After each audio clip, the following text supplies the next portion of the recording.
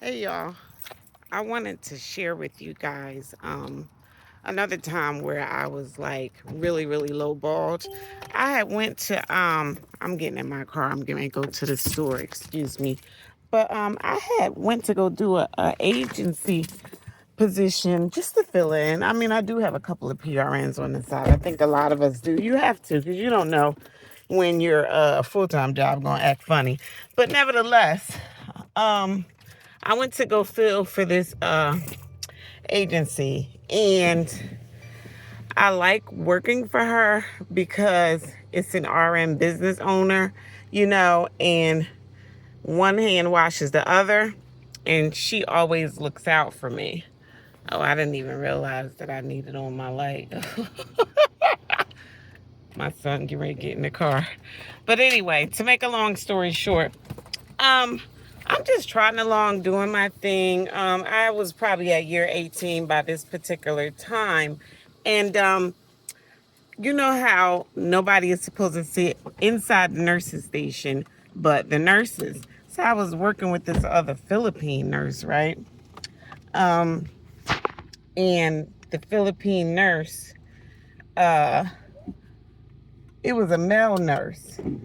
And not to say anything about Philippine, I'm just trying to paint a picture for you guys. Nevertheless, the CNA that was assigned to me, she came to sit down to eat her dinner. We worked hard. We were sweating and everything, and she was sitting in the nursing station. And so the Philippine male nurse was in the nursing station with her, and he didn't say a thing. Do you know he went to the supervisor and told the supervisor Audra's aide is sitting in the nursing station? Well, you could have just politely told her that she needed to go to the break room to eat her meal.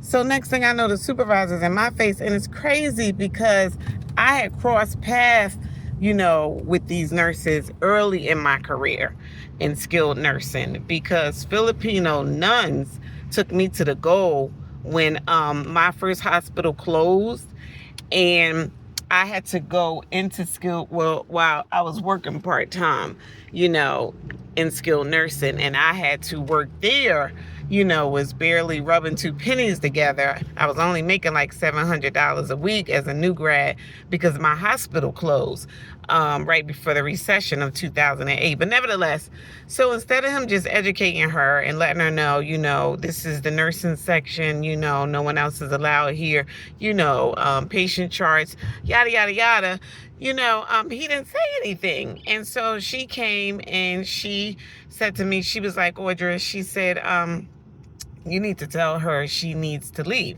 So I went into the nurse's station. I said, excuse me. I said, sis, let me talk to you in private. You know what I'm saying? Took her to the side, told her, what just happened. And you already know how this go. She was like, he could have just did that. That's all he had to do was telling me. You know what I mean? And it was sad though. Like, this young lady is trying to sit down and eat dinner, and y'all doing, you know what I'm saying?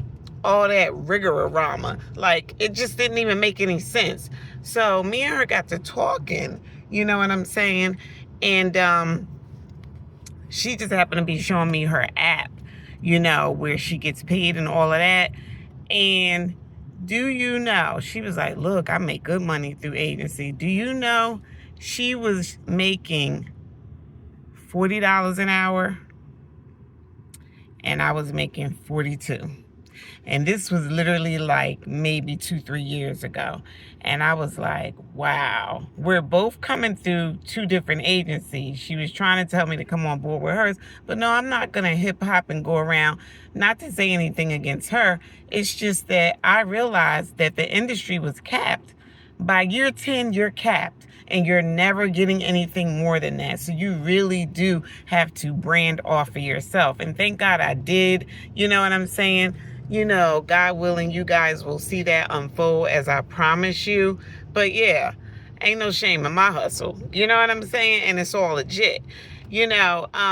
So I just wanted to share that with you guys. I also worked in home care on Friday and Saturday nights for this agency out of Maryland. And I would work in Delaware through the week as a visiting nurse, and then I would go in overnight on Friday and Saturday night. You guys, do you know for the longest, I was getting paid the same thing as the LPN.